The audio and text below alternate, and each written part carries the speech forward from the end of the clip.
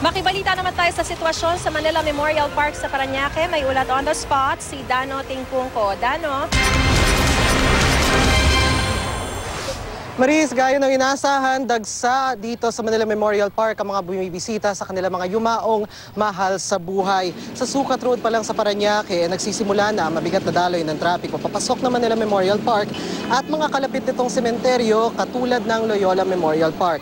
Matapos ang usad pagong na biyahe, halos hindi iba ang sitwasyon sa loob sa dami ng mga bumisita sa kanilang mga mahal sa buhay.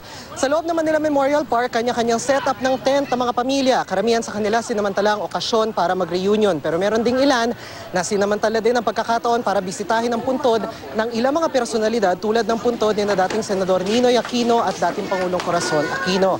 May mga nagpapakuha ng litrato, meron ding ilan na taimtim ang dasal.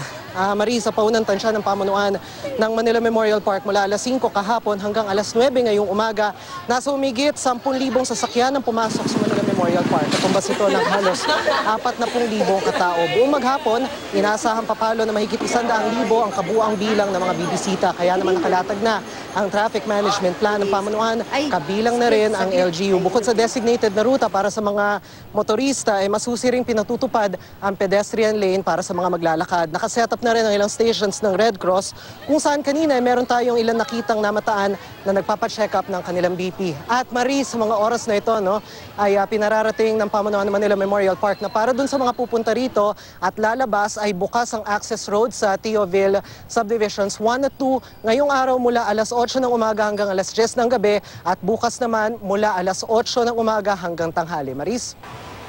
Maraming salamat, Dano Tingpungko.